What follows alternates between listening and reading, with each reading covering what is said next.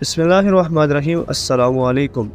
آج کی اہم خبر یہ ہے کہ امریکہ ایک بار پھر افغانستان کے بگرام ایئر بیس کو واپس لینے کی تیاری کر رہا ہے۔ سابق صدر ڈونلڈ ٹرمپ نے ایک بیان میں کہا ہے کہ یہ ایئر بیس دنیا کا سب سے بڑا فوجی اڈہ ہے اور امریکہ نے اسے چھوڑ کر ایک بڑی غلطی کی ہے۔ ٹرمپ کا کہنا تھا کہ یہ ایئر بیس چین سے محض 1 گھنٹے کی پرواز پر واقع ہے اور خطے کے توازن کے لیے انتہائی اہمیت رکھتا ہے۔ چین نے اس اعلان پر فوری رد عمل دیا اور کہا کہ وہ خطے میں کسی بھی نئے ٹکراؤ یا فوجی تصادم کا حامی نہیں ہے۔ چین نے واضح پیغام دیا کہ افغانستان کی خود مختاری اور سالمیت کا احترام سب کے لیے اولین ترجیح ہونی چاہیے۔ دوسری طرف افغان طالبان نے امریکی صدر کے اس بیان کو سختی سے مسترد کر دیا ہے۔ طالبان کے ترجمان کا کہنا ہے کہ افغانستان نے کبھی بھی غیر ملکی افواج کو برداشت نہیں کیا اور مستقبل میں بھی ایسا نہیں ہوگا۔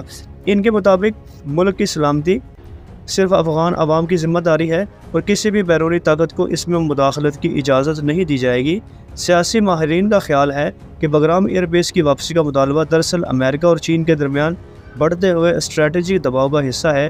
ایک طرف امریکہ چاہتا ہے کہ وہ خطے میں اپنی گرفت دوبارہ مضبوط کرے، جبکہ دوسری جانب چین اپنے معاشی اور سیاسی حکمت عملی کے ذریعے وسطی ایشیا میں اثر و رسوخ بڑھا رہا ہے۔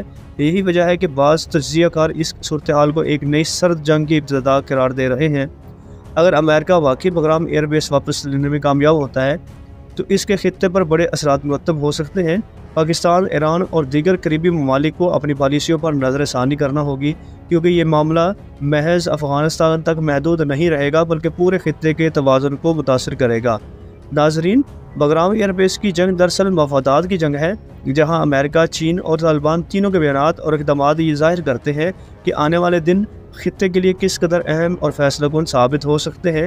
یہ معاملہ صرف افغانستان کا نہیں بلکہ پورے پاکستان کی سیاست اور مستقبل کے امن کا ہے۔ مزید اپڈیٹس کے لیے چینل کو سبسکرائب کریں اور کمنٹ میں اپنی رائے ضرور دیجیے گا۔ شکریہ۔ ریئل نیوز پاکستان، سچ کی آواز۔ سبسکرائب کریں، رہیں ہر خبر سے باخبر۔